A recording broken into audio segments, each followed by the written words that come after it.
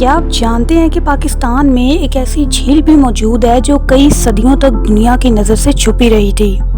آخر کیسے ملی پاکستانی ایئر فورس کے 2 پائلٹس کو ایک ایسی جھیل جو دیکھنے میں بالکل ایک انسانی آنکھ کے آنسو کے جیسی تھی؟ کیا یہ جھیل آنسوؤں سے بنی تھی یا پھر یہ صرف ایک قدرت کا نظارہ؟ آئیے جانتے ہیں۔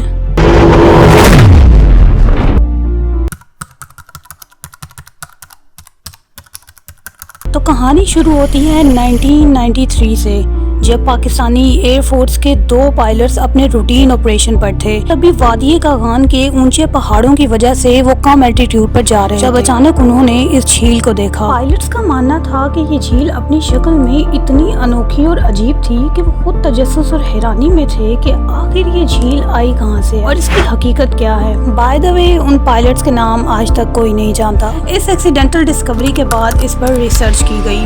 ریسرچ کے دوران پتا چلا کہ یہ جھیل وادی کاغان کے قریب دنیا کے بلند ترین پہاڑوں میں سے ایک ملائکہ پربت کے اوپر بالکل بیچوں بیچ واقع ہے، جس کی لمبائی 41,351 میٹر ہے، جو سطح سمندر سے 13,537 فٹ اوپر ہے، اور یہی بات اسے دنیا کی بلند ترین جھیلوں میں سے ایک بناتی ہے۔ اب جیسے کہ یہ جھیل دیکھنے میں بالکل ایک انسانی آنکھ کے آنسو کے جیسی تھی، اسی وجہ سے لوگ اسے آنسو جھیل یعنی ٹیئر لیک کہتے ہیں۔ یہ جھیل دیکھنے میں جتنی خوبصورت ہے اتنی ہی پراسرار بھی ہے۔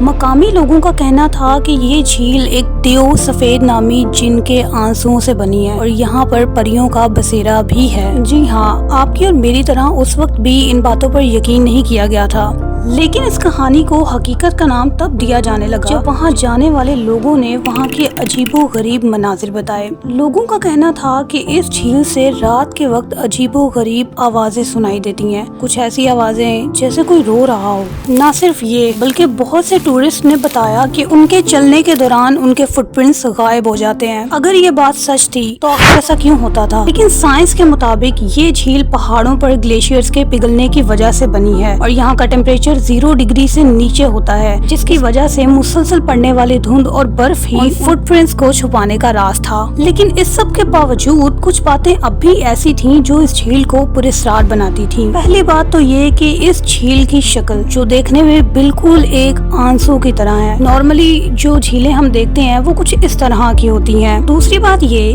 کہ ٹورسٹ کا کہنا تھا کہ وہاں جاتے ہی ان کو سانس لینے میں مشکل آتی تھی، جس وجہ سے وہاں پر سروائیو کرنا بھی بہت ہی مشکل تھا۔